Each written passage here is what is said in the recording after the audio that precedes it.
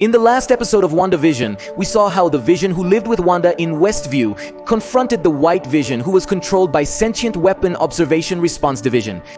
However, contrary to what one might think of a superhero story the climax of the battle did not take place through force, but strangely through a philosophical argument called the Ship of Theseus. A thought experiment that in itself exists in the real world and was designed for us to question the identity of things.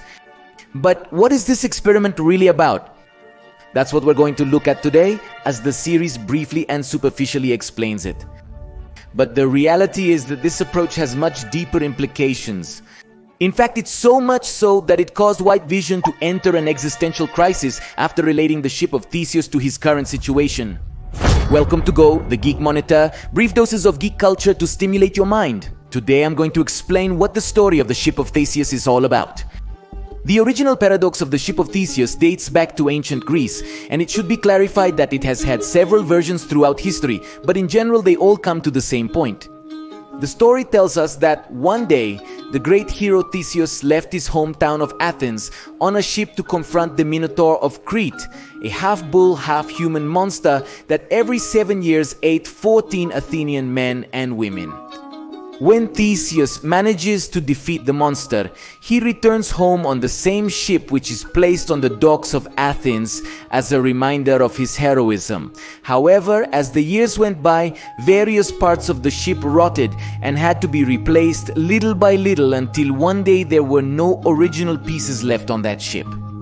The question is it still Theseus' ship? And if not, when did it stop being so? Here, initially, I think the first impulse of many people is to say that the ship of the new pieces is no longer the ship of Theseus because it no longer has the original parts. But do you think the wood is what makes the ship of Theseus the ship of Theseus? I don't think so, but I believe this becomes much clearer in WandaVision. If you notice, the White Vision has all the physical parts of the original Vision.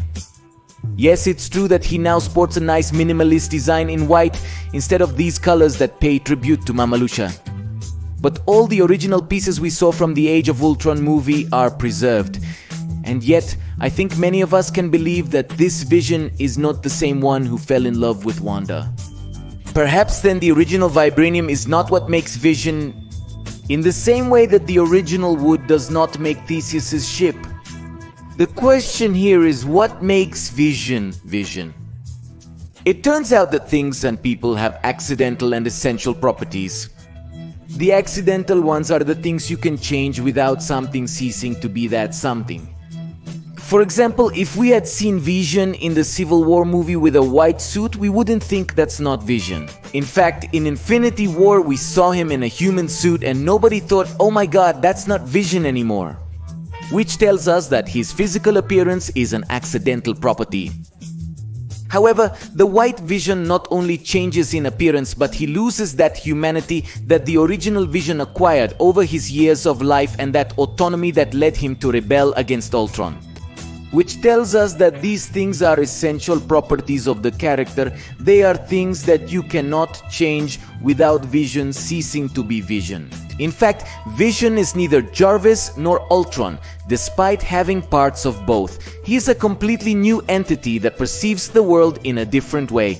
And personally, I believe that is where the essence of the character lies. So, does that mean that the Vision of Westview is the real Vision? The truth is that this is not the case either, as he is only a perception that Wanda has of him.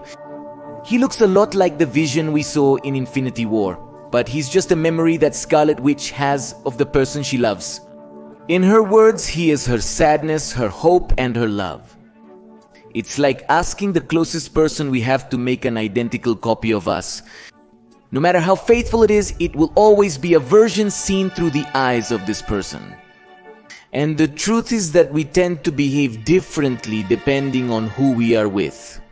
And it's precisely because of this that the White Vision stops attacking the Red Vision. He came to the philosophical conclusion that the synthezoid he was fighting simply wasn't Vision.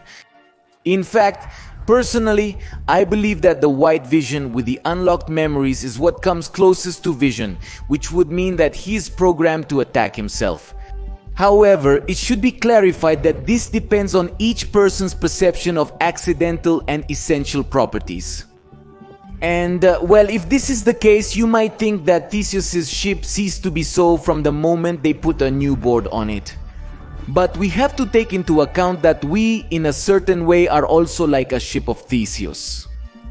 The reality is that we are not the same people we were 10 years ago.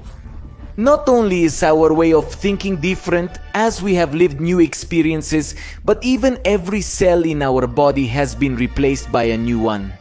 In fact, we do not retain any element of our original being, and yet no one would tell us that we are no longer us.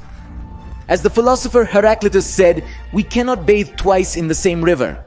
Not only because the water of the river changes, but because we ourselves change and perceive the river as something different. Do you still want to keep talking about WandaVision? I have a bi-weekly podcast with my DAMN channel friends Becca Salas, Clara Badella and Nepal, where we discuss these topics. To listen to us, check out the links in the description. I am Go and keep looking beyond the obvious.